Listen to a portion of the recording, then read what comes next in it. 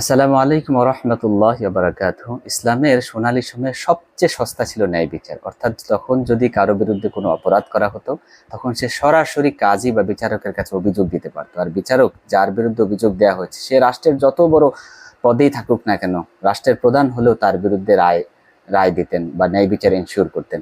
আমরা সেই বিখ্যাত ঘটনা, আলী রাদিয়াল্লাহু তাআলা আনহুর বর্মের ঘটনা, যিনি তখন রাষ্ট্রের প্রধান ছিলেন, অর্থাৎ আমিরুল মুমিনিন ছিলেন।